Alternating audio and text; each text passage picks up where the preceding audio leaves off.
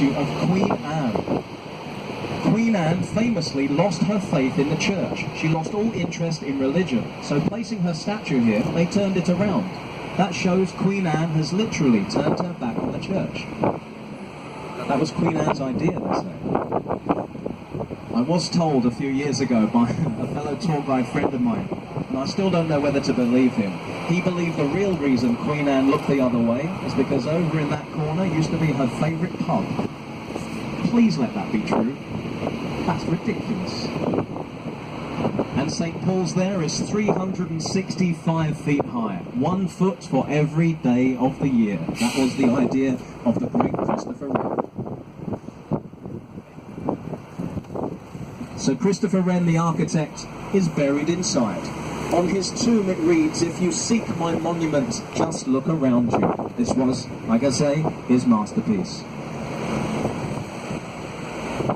Now technically this entire city is a Roman city. However, when the Romans began to build Londinium, they had to start somewhere. And it was here, this little section. This is why this is the financial district, the big marketplace.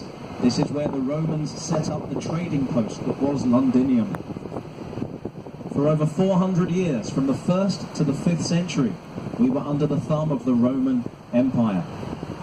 When the Romans left Britain, kings and queens asserted their authority over the centuries by building their cities on top. London is a city on top of a city on top of a city, and so on and so forth. On your right here, this is a perfect example. All the building work here. Another office, hooray! But this particular structure, digging in the foundations, they discovered 3 summers ago, 30 feet underground, the remains of a lost Roman temple, dating to the 3rd century. Experts have been verifying everything they have found. It's all genuine. They found Roman coins, swords, clothing, helmets. They also found a mosaic tile floor, hiding under the mud for 1,500 years. This city just continues to surprise us. Absolutely wonderful. And the greatest thing is, they're not going to take it to a museum. That will be the museum down there. Instead of the underground car park, which was their first idea, oh the imagination, they decided to keep it all down there as a museum for us to go and see that perfect piece of Roman history. A lovely idea. It should be open later this year. On your left-hand side, just on the corner here, this is the Bank of England, the building with no windows on the ground floor. That's the bank. A fortress of a building, also known by its nickname.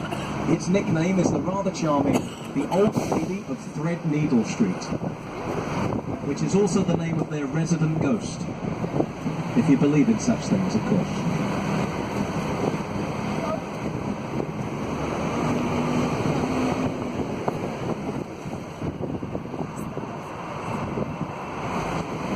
Now imagine a city where the streets were so narrow you could not have driven this bus through them.